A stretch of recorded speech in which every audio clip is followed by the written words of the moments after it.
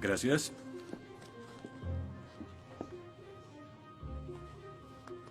Disculpe, señor...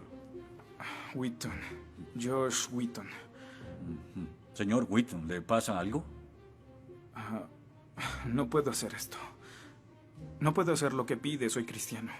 No, no se preocupe, aún puede regresar a su dormitorio, arrodillarse y orar al lado de su cama si quiere. Lo que haga con su vida es su problema, pero lo que haga aquí en la clase es el mío. Yo no puedo. Muy bien, señor Wheaton. Déjeme explicarle la alternativa.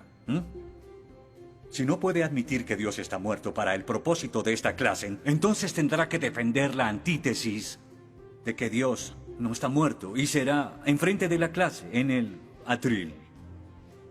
Y si falla, que de hecho lo hará, perderá esta sección que equivale al 30% de la nota final de este curso. ¿Lo acepta? ¿Quién decide si gano o pierdo la discusión? Pues yo lo haré. Es mi clase. Yo dirijo. La evaluación es mi privilegio. Con todo respeto, pero no creo que sea objetivo. ¿Y qué es lo que propone? Bien. ¿Y qué tal ellos? Bien, es interesante, pero ¿por qué darles el poder a ellos? Ya los convenció. Lo que debo hacer es desconvencerlos, para que admitan su error.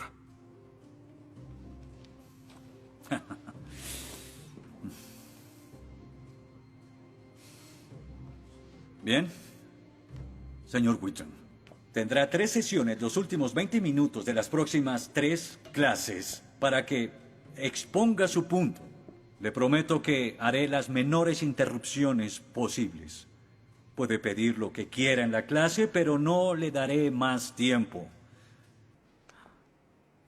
Los ateos dicen que nadie puede probar la existencia de Dios. Y tienen razón. Pero yo digo que nadie puede refutar que Dios existe.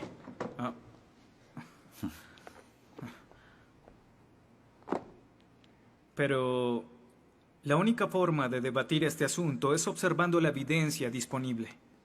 Y es lo que vamos a hacer. Pondremos a Dios en un juicio. Con el profesor Radisson como fiscal y yo como el abogado defensor. Y ustedes como el jurado. La mayoría de cosmólogos están de acuerdo con que el universo empezó hace 13.7 billones de años en un evento conocido como la Gran Explosión. Ahora, analicemos la descripción del físico ganador del premio Nobel Steven Weinberg de cómo habría sido la Gran Explosión y, ya que él es ateo, podemos estar seguros de que no hay ninguna inclinación religiosa en su descripción. Al principio, hubo una explosión y en 3 minutos, 98% de la materia que hay o habrá se produjo. El universo apareció. Por 2500 años, la mayoría de científicos estuvieron de acuerdo con Aristóteles, con la idea de que el universo siempre ha existido sin inicio o final. Pero la Biblia no está de acuerdo. En 1920, el astrónomo belga Georges Lemaitre, teísta, que de hecho... ¿Qué es un teísta? Un teísta es alguien que cree en la existencia de Dios. Dijo que todo el universo saltó a la existencia en un billonésimo de segundo. De la nada, en un inimaginable destello de luz. Así es como esperaría que el universo respondiera si Dios hubiera dado la instrucción en Génesis 1:3 que exista la luz. En otras palabras, el origen del universo apareció como se esperaría después de leer Génesis y por 2500 años. La Biblia tiene razón y la ciencia está equivocada. Todo apunta a un Dios que lo creó, verán. En el mundo real no se ven cosas que se salgan de la nada, pero los ateos quieren hacer una excepción en esta regla. Específicamente en el universo y... Pero en su libro El espejismo de Dios, Richard Dawkins dice que si me dices que Dios creó el universo, entonces tengo el derecho a preguntar quién creó a Dios. La pregunta de Dawkins solo tiene sentido en términos de un Dios que ha sido creado. No tiene sentido en términos de un Dios no creado. que es la clase de Dios en el que creen, incluso dejando a Dios fuera de la ecuación, tengo el derecho de devolverle la pregunta al señor Dawkins y decir, si el universo te creó, ¿quién creó el universo? Ven, tanto teístas como ateos están agobiados por contestar la misma pregunta de cómo iniciaron las cosas.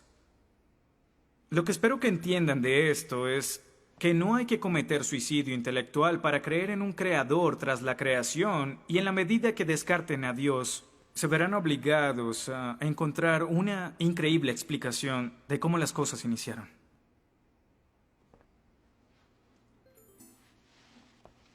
Me imagino que estás satisfecho con tu presentación. Veo que astutamente evadiste el hecho de que Stephen Hawking, el científico más famoso del mundo y no es teísta, recientemente estuvo a favor de un universo autodiseñado.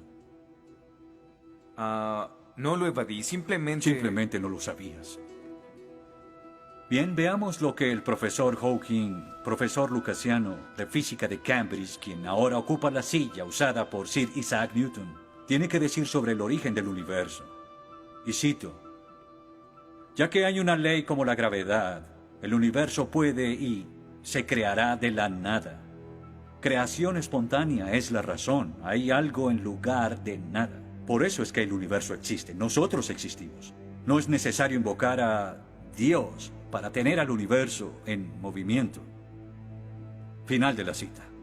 Nunca ibas a mencionar su comentario, pero su opinión se mantiene. ¿Qué respondes?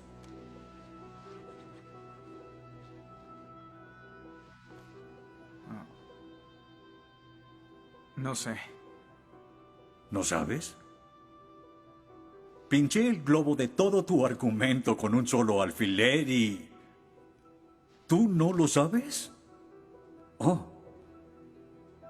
Señor, me gustaría decirle que tengo la respuesta perfecta, pero no quebranta mi fe. Oh, ok. Así que el más grande cerebro científico de toda la historia dice que Dios no es necesario, pero un estudiante de primer semestre dice, oh, sí lo es. Wow, ¿sabes? Va a ser una decisión muy difícil. Pues estaré pendiente la próxima semana. Se acabó la clase. Gracias a una ley como la gravedad, el universo puede y se creará de la nada. Y para ser honesto, no sabía cómo refutarlo. Después de todo, es cierto que Hawking es un genio. Pero el profesor John Lennox, quien enseña matemáticas y filosofía, ha demostrado que no hay ni uno ni dos, sino 3 errores de lógica en esa simple frase y se reduce a un razonamiento circular. Hawking básicamente está diciendo que el universo existe porque necesitaba existir, y como el universo necesitaba existir, se creó a sí mismo. Es como si les dijera que la carne enlatada es la mejor que haya existido porque en toda la historia no hay comida que sea mejor. Quizá me vean extraño y les digo que nunca he probado nada más. Y tienen razón, lo estoy ratificando. Pero cuando Hawking afirma que el universo se creó a sí mismo porque así debía ser, y luego dice que tiene una explicación de cómo y por qué fue creado, no reconocemos que está haciendo lo mismo. Pero así es. Continuando con Lennox, sandeces se quedan en sandeces, aunque sean dichas por un famoso científico. Y el público asuma que son declaraciones de la ciencia. Este es el tope de la arrogancia. ¿Me estás diciendo que tú, un estudiante, afirma que Stephen Hawking está mal? No. Lo que digo es que John Lennox, profesor de matemáticas y filosofía, encontró que las razones del profesor Hawking son incorrectas. Y si no soporta mi desacuerdo con Hawking, le sugiero que vaya a la página 5 de su libro, en donde insiste en que la filosofía está muerta. Y si está tan seguro de la infalibilidad de Hawking y la filosofía realmente está muerta, entonces no hay necesidad de esta clase. El mal. Se dice que el mal es el arma más potente del ateísmo contra la fe cristiana. Después de todo, la existencia del mal nos lleva a una pregunta. ¿Y si Dios es tan bueno y tan poderoso, ¿por qué permite que el mal exista? La respuesta a esto es muy simple. Libre albedrío. Dios permite que el mal exista por el libre albedrío. Desde el punto de vista cristiano, Dios tolera el mal en este mundo por un tiempo para que un día todos los que eligieron amarlo estén con Él en el cielo, apartados del mal, pero con el libre albedrío intacto. En otras palabras, la intención de Dios con el mal es destruirlo un día. Oh, qué conveniente. Un día me desharé de todo el mal del mundo, pero hasta ese momento tendrán que lidiar con las guerras, holocaustos, tsunamis, pobreza, hambruna y sida. Que se diviertan. Luego nos enseñará sobre el absolutismo moral. ¿Pero por qué no? El profesor Radisson, quien claramente es ateo, no cree en absolutismo moral, pero en su programa dice que planea hacernos un examen en la última semana. Apuesto a que si consigo una A en el examen haciendo trampa, inmediatamente empezará a sonar como un cristiano insistiendo que está mal hacerlo. ¿Y qué base tendría él? Si el propósito de mis acciones es lograr el éxito, entonces, ¿por qué no podría hacerlo? Para los cristianos, el punto de la moralidad, lo que constituye lo bueno y lo malo, es una línea directa que nos conduce hacia Dios. Oh, estás diciendo que necesitamos a Dios para ser morales, que una moral atea no es posible. No, pero sin Dios no hay una razón para ser moral, no habría un estándar para el comportamiento moral.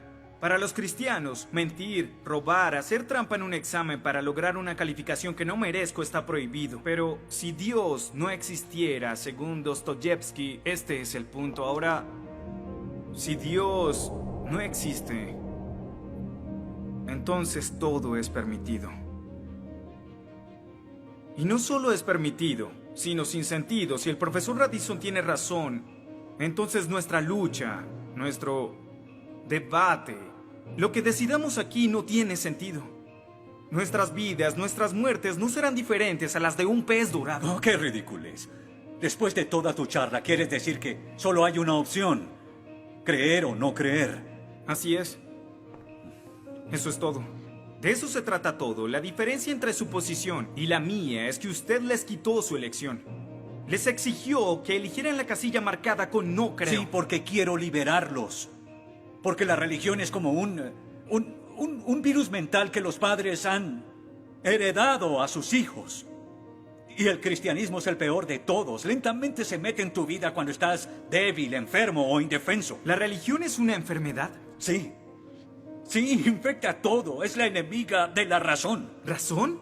Profesor, usted dejó la razón hace mucho tiempo. Lo que nos está enseñando aquí no es filosofía, ni siquiera es ateísmo. Lo que nos está enseñando aquí es antiteísmo. No es suficiente. Necesita que todos no creamos como usted. ¿Por qué no admites la verdad?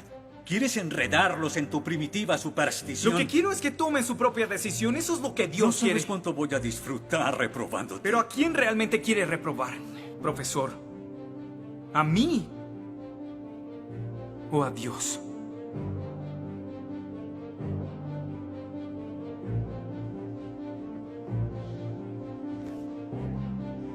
¿Odia a Dios? Ni siquiera es una pregunta. Ok.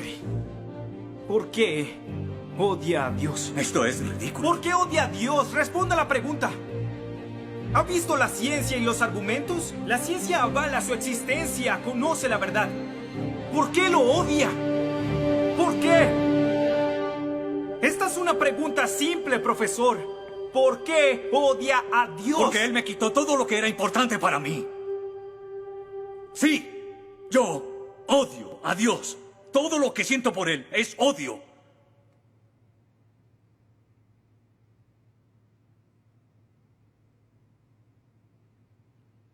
¿Cómo puede odiar a Dios si no existe?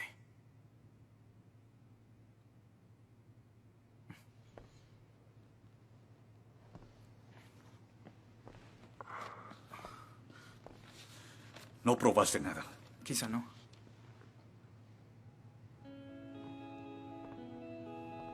Ellos deben elegir.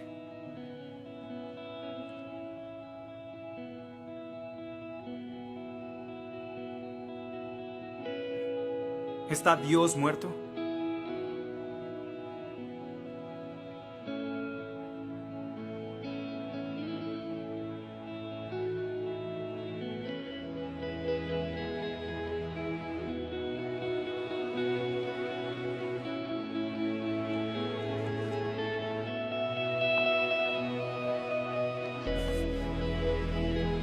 Dios no está muerto.